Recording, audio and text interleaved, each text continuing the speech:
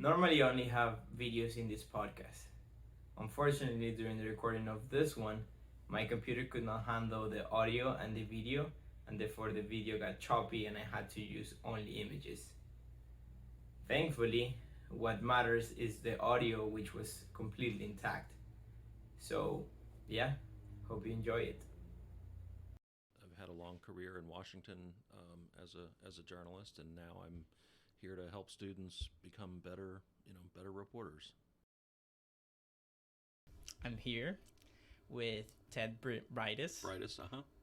He's a journalist professor in the University of Florida, and he has been a long time in Washington. He came to the University of Florida to teach, and now he's hitting here with me. So appreciate it. So, what do you think journalism is important? And also, a little bit later than that, what is the distinction between normal journalism and investigative journalism? Sure.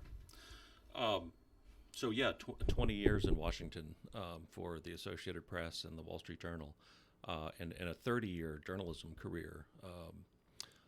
And now I'm happy to teach journalism here at the University of Florida. I teach mostly investigative and political journalism. But look, journalism is so important. Reporting the news and doing it objectively and most importantly accurately. It's good for democracy. I mean, it's fundamental to our country. Citizens have to be informed so that they can make informed choices during elections and make informed decisions about their investments and about their futures and their lives and their health strategies. It's we have a fundamental important role to play in informing Americans and the rest of the world about what's happening and what are the risks and what are the consequences. Uh, you know, Investigative reporting, especially, and something that I've been a big fan of and a participant in for a long time, is a check on power. We have institutions, we have powerful corporations, we have powerful organizations, and they can run amok left unchecked. And we talk about having three branches of government in the United States in our democratic system, and journalism is considered the fourth estate. It's a fourth check on the balance of power. We hold politicians and we hold the powerful accountable so that they're doing what they promise to be doing, and when they're doing things that they're not supposed to be doing, we expose that, and so that people can make decisions about what should the consequences be for that. Just real quick, I'm very curious. Do you think people, if they were not aware that this existed, would they behave differently? I think they would. You know, with bad information, you make bad choices, right? I mean, Okay. you make poorly informed choices. You you become vulnerable. I think you become easily exploited. We're seeing that with a fringe a group in America right now, with the conspiracy theorists who, even though they're exposed to truthful reporting, credible reporting, accurate journalism, evidenced, document-based journalism, they choose to believe other things because of their worldview or because of their family or their close friends, and we see some of the decisions they make, and it's just it's sort of sad and scary. Right. Yeah, but for example, those conspiracy theorists, they also get their news or the information from, you would call them journalists, right? So what is the Well, yeah, yeah? right. So what are the people who are propagating conspiracy theories? yeah? Um, There's a distinction, yes. right. But yeah, exactly. But I wanted to get to that point. What exactly is the distinction? What makes a journalist? Is there, like, for example, like rules, golden rules that one must not break in Right. the field of journalism. Right. So we have ethics guidelines, and different news organizations have different versions tailored for their audiences and their particular mission. But by and large, like one of the most prominent and I think consistent across news organizations is the Society of Professional Journalists. Has the SPJ? It's a trade association that many of us belong to. And they have an ethics guides, and their guidelines say, for example, find the truth and report it. Minimize harm. Not necessarily do no harm. It's not like the Hippocratic Oath, but it's minimize harm as a consequence of your reporting. But I think the most important is find the truth and report it.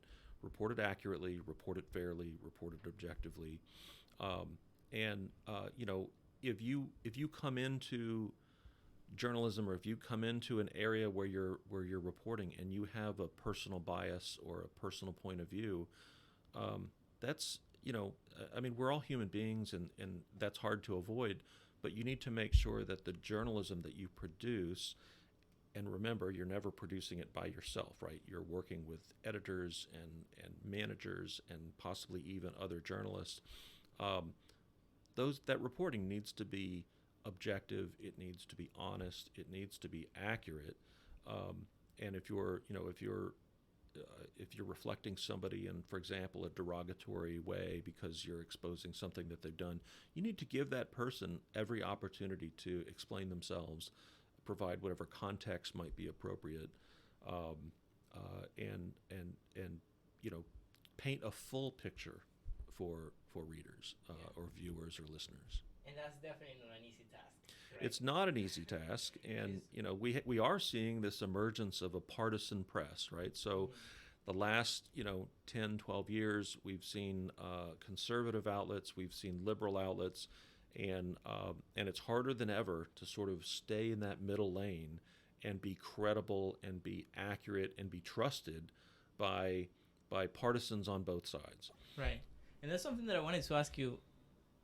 For example, do you think about what you said, staying in the middle, or do you think it's definitely good just to be on one extreme side but be transparent about that? Like, for example, I'm biased with X team and I'm reporting to the news based on my biases, and this is what I like, this is what I don't like, and I'm presenting you this information based on my understanding. I think with the two approaches you're describing are kind of antithetical, right? So if you're an advocate and you're practicing advocacy journalism and you're writing an editorial or you're writing opinion, that's fine. There's room for that.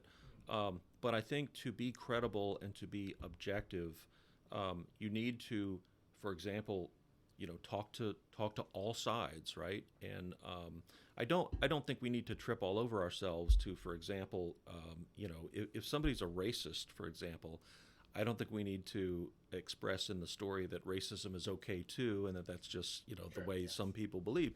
There are some sort of self-evident truths about civil rights and human rights.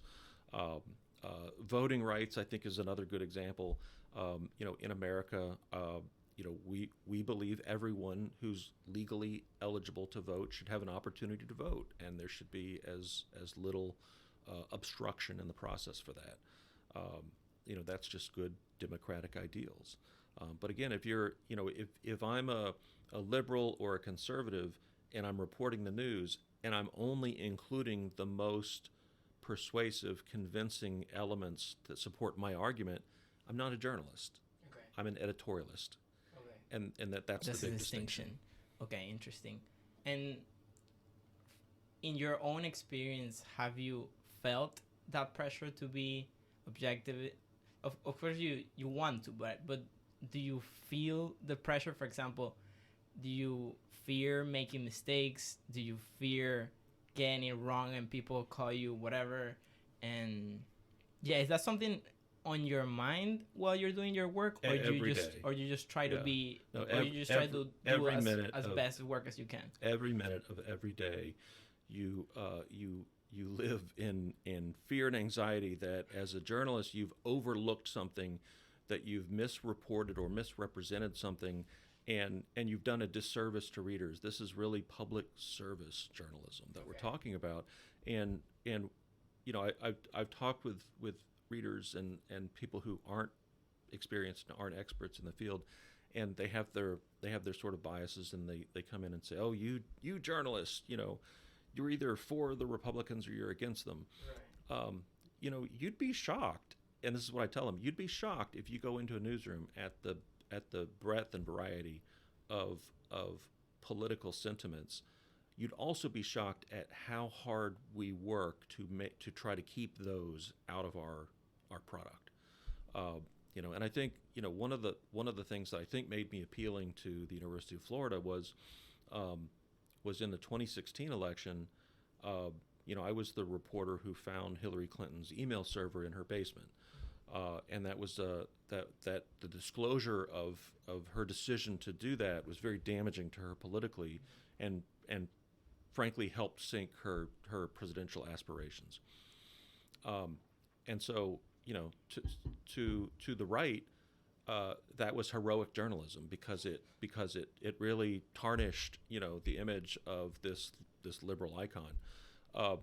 Not much longer after that, my same investigative team, we exposed illegal lobbying on behalf of President Trump's campaign chairman, or then candidate Trump's campaign chairman, Paul Manafort. Got him indicted by the Justice Department. The indictment was almost exactly as our story read, many months later. They sent him to prison. President Trump ended up pardoning him. But again, now the liberals were applauding that coverage because, that took down a Republican figure. And our approach to that kind of political journalism and accountability journalism, it wasn't going after the left or going after the right. It was looking at what people were doing, powerful people, and whether they were breaking the law or whether they were doing things that, people ought to know about, and sort of the consequences, be damned. So, we're sort of equal opportunists when it comes to, I don't care if you're a Republican president or a Democratic president. I'm going to evaluate you. I'm going to scrutinize your activities and your decisions, and I'm going to write stories, write news articles about what you're doing and what you're not doing so that people can evaluate the job that you're doing. And I think that's what we try hard to do. Right. There's a real popular media bias chart that circulates on the internet, and it's very unscientific, but it purports to show whether each news organization is more conservative or more liberal. Okay. And then it also, on a different axis, it purports to reflect whether each news organization is credible or less credible. Okay. And the ideal is to be sort of in the middle on the axis, and then at the top of the credibility axis. And the Associated Press, where I worked for 28 years, is always at the top, right in the middle. We're considered the most objective and the most credible. And that's a real point of pride that I worked for an organization for so long that had those kinds of ideals. Again, it's very unscientific, but it's pretty good. I mean, I think they've gone through several different versions and evaluated different news organizations, and it's hard to argue with the outcome. Okay, yeah, and I think something interesting when you're talking about dealing people with power is that it's almost a given that there's going to be incentives one way or the other, right? So when you're trying to stay in the middle of the axis and at the top of that other dimension, where do incentives, it could be financial from one side or the other, how do they come in the game? Because I'm not too sure how it works, but I imagine that there are certain political campaigns that could be involved either financially, at least somehow, to certain. Sure. So what you're talking about is the commercial and financial potential conflicts that might affect how a news organization reports the news. So, for example, Disney owns ABC, or it's part of the ABC conglomerate. So you wouldn't expect ABC News to do a lot of hard-hitting investigative journalism into corrupt practices at the Disney Corporation. And that's, there's probably some truth to that. There are other news organizations that are not going to be as constrained. And so we have, that's why it's important to have more than one news organization and to read and consume the content from more than one news organization, because, they all have these potential conflicts. The Associated Press is a news cooperative, and we actually aren't owned by any one corporation.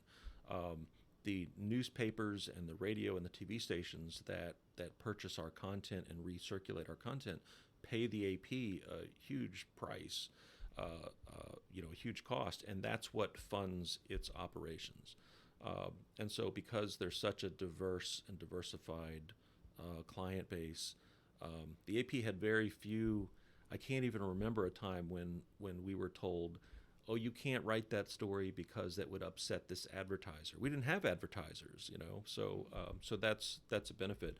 I think every newspaper has, the big hometown advertiser, and the publisher and the editor are either going to, have to think twice about writing a tough story about that advertiser, or maybe they're just going to let another news organization tackle those issues. And for example, when I can imagine let's do no advertisers to be unbiased towards our advertisers. Let's try to have not a parent company that could damage our thinking. But at the end of the day, those are companies, right? They need to make a profit. If there's no money, there's no jobs, there's no news, there's no information. Then it could come into mind, how do I increase the number of viewership, which I imagine increases the number of profit that comes to us. So when you're trying to evaluate, and you're running a newsroom, and you're trying to evaluate what stories and what types of content to publish, and what gets the most viewers and the most readers, that will be most saleable and most marketable to advertisers, because that's really what the model still is. It's an easy trap to fall into. Like, we could all write stories about puppies and the Kardashian family, because people have found, that those are high interest subjects. But thankfully, foreign policies, international coverage, which tend not to be quite as popular as those types of areas, we still publish those. So it's a balance between giving readers what they want and also sort of giving readers what they need to know. There's a shockingly limited, minimal amount of concern about corporate profits among most news reporters. We really don't think about that day to day. We think about writing the best, most accurate story that is going to be most compelling to the most number of readers or viewers or listeners. And we know that we trust that profits will follow. If we're doing a trusted job, and readers are trusting us to do that, they're going to pay for our services, whether it's their attention, or whether it's now we're getting more into subscription models where you're paying a few bucks a month or $5 a month in order to be able to access our content, the Washington Post or the New York Times. Okay, so you think there's always going to be a hunger for objective journalism? I think there always will be. I think there always should be. Okay. This increasing partisanship and political division, I think, is really bad for democracy. I think it's bad for journalism too. But we're seeing news organizations weathering those storms by, for so long during the Trump administration, Republicans and conservative voters thought the media generally were treating Trump unfairly, and then after in 2020, President Biden gets elected, and we're a year into Biden's term, and Biden is now complaining that he's being treated unfairly by the media, and I want to go back and remind the Trump voters, if there is a bias among reporters, this is the bias: is we scrutinize those in power, and you know, Trump was a fun candidate to write about. He was so interesting. He had such personality. He had some really crazy policy proposals that really set a lot of people off for one reason or another. And so he was inherently just an interesting candidate to write about and cover in Washington. You know, Biden, I think, is a little less interesting. I think he's a little more traditional. The pace of the Biden administration is they don't make news the way that, you know, every single day there's not some big sensational news event or scandal or some controversy breaking out. But we're still scrutinizing what Biden's doing. We're pointing out when you know, the withdrawal from Afghanistan didn't go as he had planned, and you know, there was a lot of critical coverage about that, deservedly so, and there would have been under any administration, and to see him, you know, calling anchors into the White House to sort of finger wag at them and say, you know, you need to be more fair to me. It never works.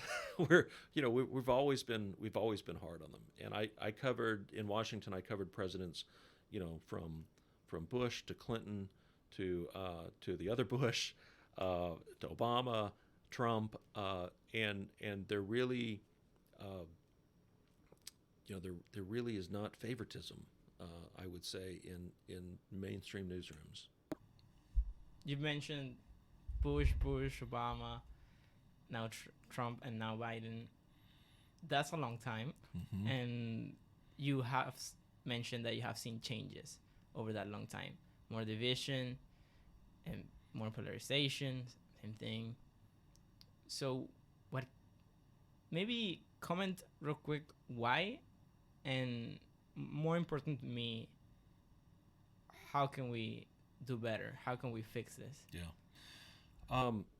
You know, when I was working as an investigative reporter during the Bush administration, and even during the Clinton administration too, we would write a tough story about the president or about the White House or the executive branch. They'd done something controversial, and we would expose it and reveal it. And you would, of course, talk to people in the White House immediately and say, "Did you see my story?" And they would say, "Yeah, I saw it. You know, wasn't a fan. Didn't, you know? Boy, it was a hard story for us to swallow." But they would say, "I understand why you wrote it. Like, I get it. You were doing your job. You're a professional. This wasn't personal.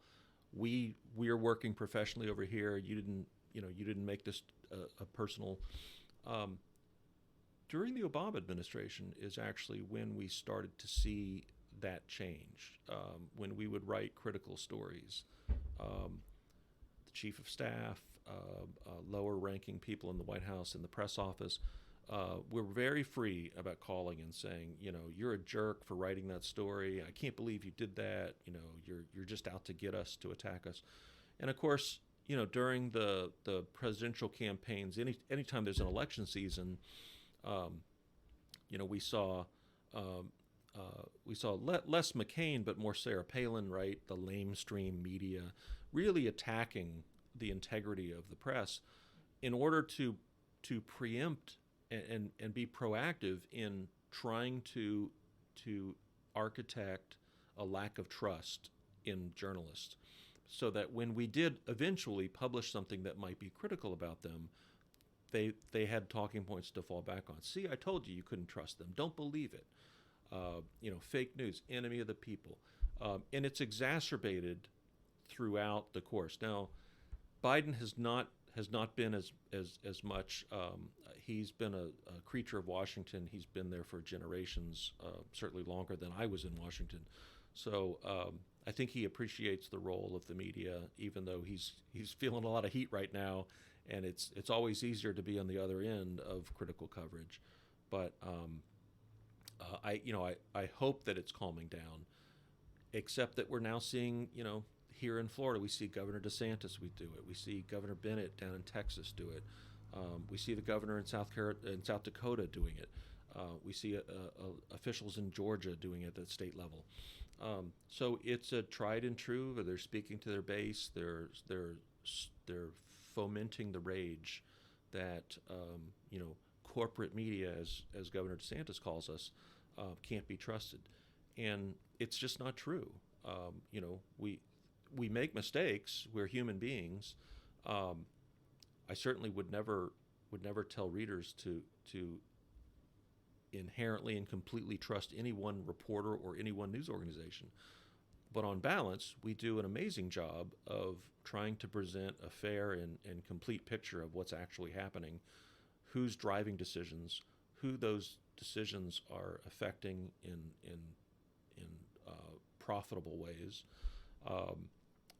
and what's actually happening behind the scenes.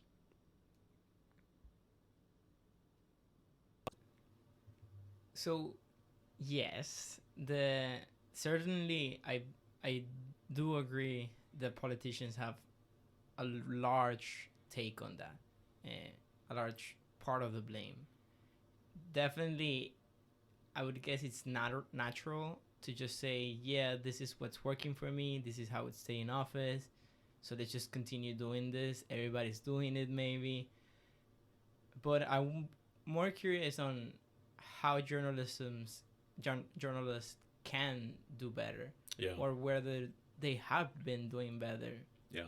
Or yeah. I think it's more important than ever to stop shooting ourselves in the foot and stop giving ammunition to politicians who are critical of the media.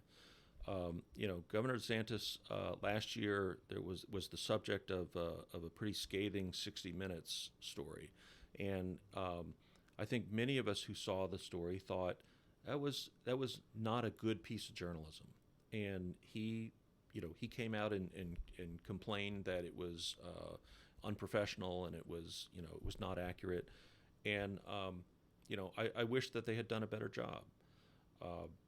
I think it's important for news organizations to be credible, to be careful, to be accurate, also to cite our sources. Like, we hear, even Governor DeSantis said not too long ago, he said, journalists, when they're talking about, unnamed officials in stories, he said, they just make that stuff up.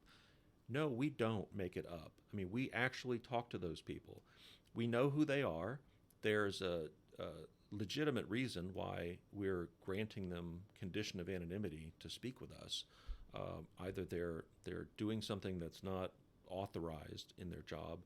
It would be illegal for them to disclose the things that they would by name, or they would get fired because they're saying something that's critical about their boss. But by and large, reporters don't make up sources. So it's inappropriate for a governor in America to denigrate journalists that way. We need to be more transparent in our reporting. We need to cite our sources. We need to link to our source documents whenever possible. If we're saying that something happened, we have to explain to readers how we know that it happened that way. And we have to, of course, check everything out to make sure that, in fact, it did happen that way. There have been cases where, reporting on a breaking event is a little bit like the fog of war, and I think we sometimes don't caveat our early reporting sufficiently to say, well, as far as the information is known as of today, this is how it happened, and this is why it happened, and this is who did it. But a couple of weeks from now, as we learn more, our understanding of this may evolve. And I don't think that there's enough of that. Partly, I think it's on media. Partly, I think it's on the consumers. Media literacy, I think, is a real problem in America right now. I don't think that a lot of, especially the critics, but generally the American people, I don't think they understand how we report, how careful and how hard we try to make sure that this is exactly right. How many people we talk to, how much research and reporting goes into this. Just like the Clinton email server, we broke that story, and it was 9 days before Hillary Clinton spoke on the issue. And during those 9 days, there was a lot of questions about whether Bridis and the Associated Press got that story right, because if they got it right, surely Hillary Clinton would have admitted what she had done, and she was being very quiet about it. And meanwhile, behind the scenes, she was telling everybody who had been involved in the case, don't stop talking to reporters, don't say anything at all. We're trying to weather the storm. And on the 9th day, she had a speech at the United Nations, and she came out and said, okay, yes, I had an email server in my basement, and this is why I did it, and I don't think I broke any laws. We were proven right. But yeah, it's, as a journalist on a big story, you feel like you're on a tightrope without a net below, and the winds are gusting, and the line is shaking, and you're just trying to do your best, and you're trying to serve the public and actually report accurately and credibly what's happening. And you mentioned that you think the American people, and maybe people need to be better at how to interpret news, need to increase their media literacy. How can we do this? I think it's incumbent really on reporters to be more transparent. Yeah. We should include more explanations with our reporting about how we did it. Look, it's very easy for the fan of one politician or the fan of another politician to read something that's critical of that person, to dismiss it right out because it just doesn't align with your worldview. And I think it's important when we write those stories to say, this is why we're writing the story. This is why this is important. And this is the evidence that we use to report and present this information this way. I don't think that we can expect readers to simply, become more knowledgeable about the state of journalism and how hard we work and begin trusting us. I think it's incumbent on the industry, and that's really what we're teaching the students here at the University of Florida, and that is show your work, be assiduously objective, be credible. When you do make a mistake, because as much as we try not to play error-free baseball, we're going to make mistakes. We're human beings. We're going to occasionally misspell somebody's name. We're going to misattribute a quote somehow, unintentionally. When we do make mistakes, we're going to fix it immediately and quickly and transparently. We're going to tell readers we made a mistake and we're going to fix it. That's very important. We're going to rely on we're going to show our source documents. If we're writing about a criminal case, here's a copy of the indictment. If readers want to know more, they can get in there and they can actually see the authentic document that we relied on for our reporting. I think that's what's really important. Yeah. So, for example, for me, I have struggles from time to time. Where do I get my news? Where do I get my information? Like, I can just scroll to Twitter and say, okay, that's it, right? But, yeah, it feels that we need to do more than that. And I think I've heard you talk before about listening to both sides. And I think that's important. That's why I ask you, what can we do better? And I think that's one super easy thing to do, right?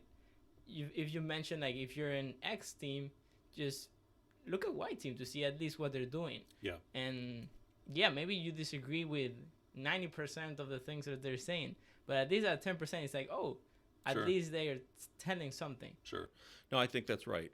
Look, I just turned 54, but when I was young, we had 3 networks, 3 news sources on TV: ABC, CBS, and NBC, and that was it.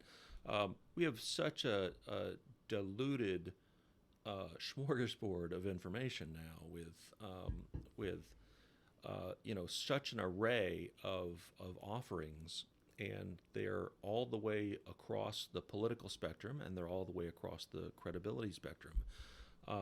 So I do think it's important that, if you watch Fox, I think you ought to watch MSNBC. I think you ought to watch CNN. I watch multiple television newscasts. I watch NBC in the evenings. I watch CBS in the mornings. I read 7 newspapers, and they're across the political spectrum. The websites, the digital news sites that I visit are numerous. I follow a great variety of people on social media, so that my curated social media feeds are reflective of a great diverse, uh, you know, sort of ecosystem of news. Um, my my family members, I think, are less careful about curating their social media, and so their friends on Facebook or on Twitter, they follow the people who think like they do, right? People who grew up with them, and so they get sort of a slanted perspective of the news that way. And so someone will, one of my family members will say, did you see this? What can you tell me about this? And I'll say, where did you see that news? Like, who reported that? And they'll say, it was on Facebook. Yeah, but Facebook didn't publish the story. Facebook just circulated the stories. Who was the actual author? Like, what news organization reported it? Well, I don't know. Well, you have to know in order to evaluate its credibility. So that's the first thing to start with. And I think the social media platforms need to do a better job of making sure that conspiracy theories and false reporting, that's a real dangerous track to go down, because I don't necessarily want them dictating what I can see. I want to be able to make those choices too, but at the same time, I don't think they should be, propagating the lie that Trump won the election in 2020, or that Democrats are a bunch of pedophiles, and they're keeping children locked in the basement of a pizza parlor in Washington D.C. People actually believe this stuff, and the results can be dangerous. As we saw, a follower of one of these feeds showed up at the pizza parlor with a gun to rescue the children in Washington, and fired bullets into the ceiling. Fortunately, nobody was hurt, and of course there were no children. And he admitted afterward that his intelligence was wrong on this operation, but he thought he was courageously going to go and rescue these kids. And come on, that's just not the case. So yeah, so I think that's an argument of something I wanted to ask you. Like, why should we make the effort? Like, why should I just follow all these people, listen to this person that I really don't like? What is the point of that, right? Why? I think you want to be well-rounded. You want to be intelligent. You want to be well-informed, so that when a politician says something that may not be true, you can distinguish and you can identify it. Whether it's a politician you like or a politician that you oppose, you want to evaluate the truth of the situation. The pandemic has been a remarkable sort of exercise to sit back and watch, in people's response to wearing masks and being vaccinated and being boosted. It's shocking how partisan and how political that became. And it's something that you mentioned with the conspiracy theory in the pizza place, and also with coronavirus, that the models that we have on the world have consequences, and we act on those models, right? So if we think these people are evil, we're gonna act like these people are evil, and that has consequences on the real world. So I think that could be an argument. But yeah, I think also, like what I was saying, it feels just good to just agree with your friends, with your family, it takes an effort, right? Yeah. I think, what would you say to those people? Like, how would you encourage them to say, for example, to your parents or to your best friend, I don't really think you're right. I'm disagreeing with you. No, I think you can have those, considerate and polite conversations, and we can agree to disagree. I certainly have policy debates with my kids and my wife and my in-laws, and and it's okay. I mean, we all get along, but I think doing so from an informed perspective. So, if a family member says, I don't think immigrants who are in the United States illegally should get subsidized housing, and you can say, well, what makes you believe that they actually are getting subsidized housing, because they're not eligible for Section 8. They don't get HUD benefits if they're in the country illegally. They've got to have a green card in order to do that. You know, they don't get welfare. They don't get WIC. They don't get a lot of the sort of social safety net benefits that people who are in the country legally would get. They don't get, of course, the benefits that American citizens get. There's some charities that help them. But what makes you think that? Well, I read it on Facebook. Well, okay, but what you read was wrong. I mean, I can show you that that's not right. And you know, I think coming from a factual perspective is important. You're not necessarily going to change minds, and that's okay. But you know, we should be truth tellers, and we should be honest. You know, I've done a lot of thinking because I spent the majority of my career in Washington writing accountability stories and exposing things that the government was doing wrong, whether it was the CIA or the FBI and the White House and the Pentagon. And you know, I do think that there has been an unintentional consequence when we have been exposing misdeeds and poor choices by the people who run those institutions. We've weakened the credibility and the integrity of those institutions. And of course, you know, journalists and journalism, we tend to write about bad news and bad things happening and people doing bad things. And we don't write necessarily about when the plane lands safely, or you know, when the FBI cracks a case and arrests the criminal the way that they're paid and hired to do. And I think that has had an effect and has left open the opportunity for critics and the paranoid and the conspiracies to say these institutions are inherently evil and inherently bad. You know, you've grown up understanding the FBI. You know, back to Hoover, had done all these terrible things in terms of violating civil liberties. And it's true, they certainly have had a checkered past, but they've also, the FBI and the CIA and the White House and the Justice Department and the Pentagon, under all the administrations collectively, they've done really amazing work and good things for America. And we probably haven't we haven't sort of tipped our hat to that as well. So yeah, and I think that's important. Yeah, as you mentioned, recognize the good things. Recognize that we can improve, or we have been improving, or that good things are happening. So on that note, what makes you joy when you're doing journalism? Is it when you're writing a story? Is it when you're doing research? Is it when you get thanked by somebody that had some connection with the story? Yeah. What? Yeah, where? I think when you're involved in reporting a big story, you know, the adage in journalism is that we comfort the afflicted and we afflict the comfortable, right? So people in power, we scrutinize them and we evaluate the job they're doing, and we write about things that they are doing wrong.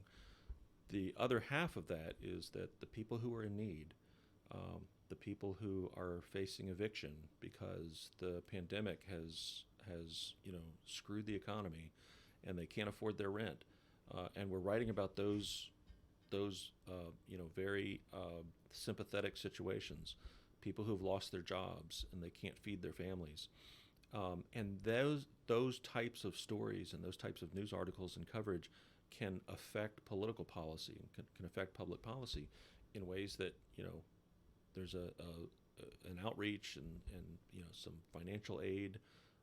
That's, you know, that feels pretty good. People who need help, people who have been victimized by crimes, and you cover you write about it and you say, and where are the prosecutors on this? How come this guy hasn't been indicted yet? And a week later he gets indicted because, you know, there was some pressure brought in that case.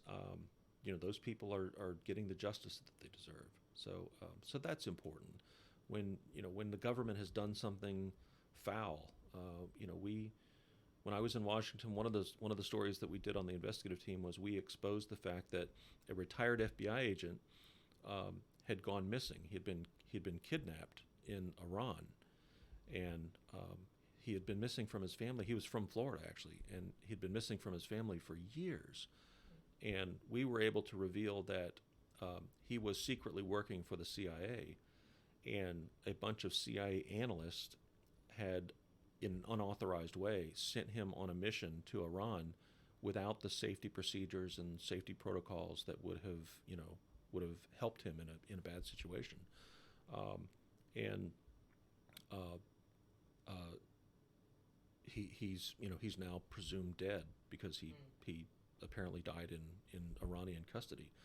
But being able to expose the fact that the CIA did that means that the CIA won't do that ever again, and make those kinds of bad choices and poor decisions, putting an American life at risk. So that that it feels good that you've done something and held the powerful to account. And you said that you're proud of the career you've had. Now you change careers. Now you're a teacher. Yeah, I think I actually haven't changed so much as I've just sort of altered my path a little bit. I knew I wanted to be a journalist even as a young kid. I knew I wanted to be a reporter. I wanted to become an editor, and then I wanted to teach college journalism. And that was since I was 11 or 12 years old. I knew that's what I wanted to do. And here I am decades later, and I feel like I've done some good in the world. I'm proud of the work that I've done. I feel good about my integrity. I feel like I have served the public's interest, and I'm continuing to do that now by teaching the next generation of journalists why it's so important to do this well, to do it right, to do it accurately, to be fair, to open up your mind and not have a preconceived notion about how people ought to behave, or how someone ought to be treated, or how a government agency ought to act. Go in with a more open mind and actually study this, and then write some powerful journalism. And the students who I've taught have gone on. They're now working at the New York Times and the Washington Post and CNN and the Los Angeles Times, and they're doing great work out there, and that's really fulfilling. So what exactly are you doing? Like how does one freshman student that has no idea about anything, how does that freshman get to those places? Yeah, so I teach an underclass sophomore level course in public records journalism, and we spend an entire semester, and I teach them the amazing array of credible information that is at your fingertips in terms of financial disclosures, lobbying disclosures, police reports, court records, SEC filings. It's amazing what you can unearth out there. Voter registration records, corporation records. You can find out so much information about whatever topic that you're interested in, even before you begin the interviewing process. And so that has empowered. That's a great foundation for journalism, and that's empowered a lot of young students to do some groundbreaking reporting. And then I teach actual reporting classes where it's a seminar where you come in and we actually practice, and we send you on assignment to cover the governor or the legislature or the city council or the county commission, to go to a homeless shelter and interview people in a homeless shelter.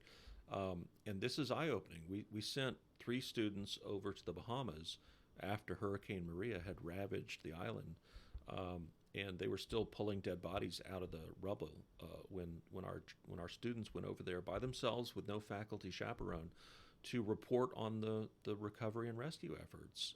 And the students came back with just a sort of a real maturity and a real growth, and and a real confidence that they could tackle the big stories. So, you know, you want to learn journalism. This is a teaching hospital here in the college. It's definitely, we treat it as a trade, that it's something you have to learn how to do and be taught exactly how to do it and do well. And that's what we're going to do. You want to cover a political election? Yeah, sure. We can have you cover a political election. And it's interesting because I've seen your Twitter feed and you have retweeted stories from students and actual real news stories of what the government was doing, and you by you retweeting them, you're giving them kind of like your stamp of approval of this is good work. And more than that, so one of the programs that I've started here at UF with support from the dean is Fresh Take Florida. It's basically a news service that is run by students. Their work is completely supervised by professional faculty like myself. And they go out and write these stories, and we're professionally editing them and making sure that they're accurate and complete and professional. And then we send them to all of the news organizations in the state of Florida, from the Panhandle down to the Keys, the Miami Herald, the Orlando Sentinel, the Tampa Bay Times, the Florida Times Union, the big news organizations, the Associated Press, CNN. And those news organizations will republish the students' work under their own bylines because they appreciate this is a good story. It's well told. It's impressively done. And so the students get a lot of exposure. The news organizations get content that they wouldn't otherwise have been able to offer to readers, and the university gets a great exposure for running that program. So it's sort of a win-win-win. Yeah, that's cool. So what would you recommend a person like this all sounds amazing, and if somebody wants to do this, yeah, like this sounds like a wonderful opportunity. So what would you say to the person that might be on the fence, that might say, oh, journalism/investigative journalism sounds really, really cool, sounds interesting, but I don't know, the way that journalists are treated, I don't like that. I don't want to be vilified. Yeah. So, yeah, what would you say to that person? I think you want to have a passion. It's a little bit like a calling.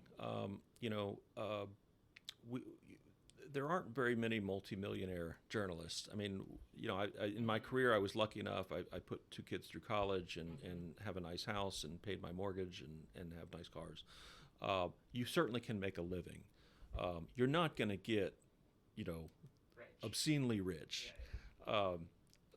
You're going to be limited in what you can do. We don't march in protest. We don't give money to politicians.